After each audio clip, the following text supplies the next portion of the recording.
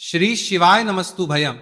दोस्तों, आप सभी लोग जानते हैं कि 9 अक्टूबर 2025 यानी गुरुवार को पड़ रही है कार्तिक मास की तृतीया तिथि। और दोस्तों, ये वह तो आप सभी लोग जानते हो कि गुरुवार तृतीया तिथि का अगर सबसे बड़ा कोई उपाय है तो वह 7 चने की दाल वाला उपाय है। तो दोस्तों, गुरुवार तृतीया तिथि के दिन आप लोगों को इस 7 चने की दाल वाला उपाय को जरूर करना है। बहुत लोग होंगे जिन लोगों ने इस उपाय को ना किया हो, मतलब पूरा साल निकल गया, उन्होंने किसी भी दिन इस 7 चने की दाल वाला उपाय को ना किया हो। पर दोस्तों, आपके पास एक आखिरी मौका बचा हुआ है, जो कि 9 अक्टूबर गुरुवार तृतीया तिथि के दिन है। इस दिन आप लोगों को इस वाले उपाय को जरूर कर लेना है।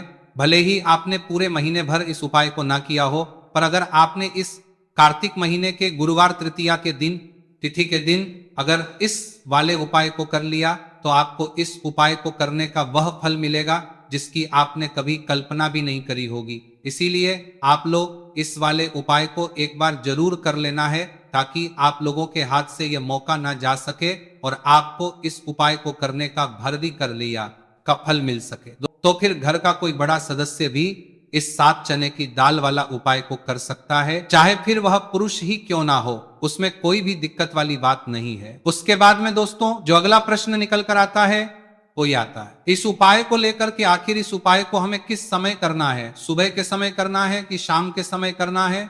तो देखो, इस वाले उपाय को आप लोग सुबह के समय भी कर सकते हो और शाम के समय प्रदोष काल में भी करते हो।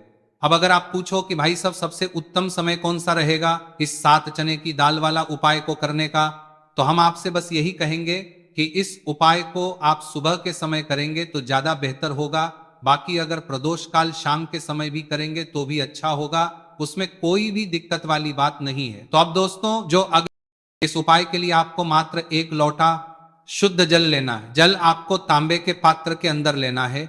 इसी के साथ में आपको मात्र 1 गुड़ का टुकड़ा लेना है और इसी के साथ में आपको लेनी होगी 7 की दाल। देखिए, चने की दाल को लेते समय ध्यान रखना है कि यह खंडित नहीं होनी चाहिए। ये चने की दाल जब भी हम गुरुवार के दिन शिवलिंग पर अर्पित करते हैं तो इससे हमारे जीवन के बड़े से बड़े संकट समाप्त। जो 1 गुड़ का टुकड़ा लेकर के गए हैं, सबसे पहले तो आपको उसे जल के पात्र के अंदर डाल देना है और आपको महादेव का स्मरण करते हुए यह 1 लोटा जल धीरे धीरे शिवलिंग पर अर्पित करते जाना है। साथ ही साथ आपको इस मंत्र का भी जाप करते रहना है।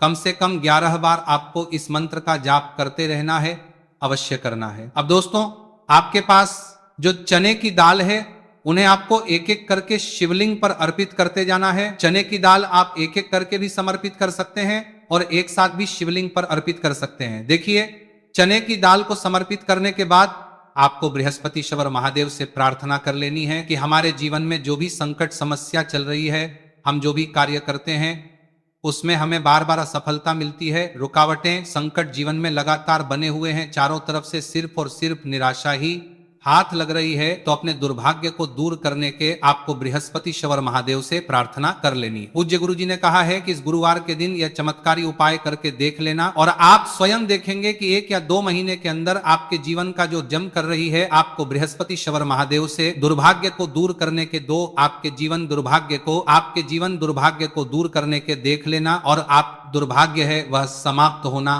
प्रारंभ हो जाएगा। अब दोस्तों, हम जान लेते हैं दूसरे विशेष और चमत्कारी उपाय के बारे में। देखिए, इस उपाय के लिए आपको मात्र 1 तुलसी जी की लकड़ी लेनी होगी। अगर आपके पास पहले से ही तुलसी जी की लकड़ी है तो उसका उपयोग आप कर सकते हैं, और यदि आपके घर में तुलसी जी का पौधा सूखा हुआ है तो वहां से भी आप तुलसी जी की मात्र 1 लकड़ी ले सकते हैं। देखिए, इस उपाय के लिए आपको मात्र 1 मिट्टी का दीपक लेना है। इसमें आपको शुद्ध घी का प्रयोग करना है और इस दीपक के अंदर आपको ये जो तुलसी जी की लकड़ी है इसे रख देना है।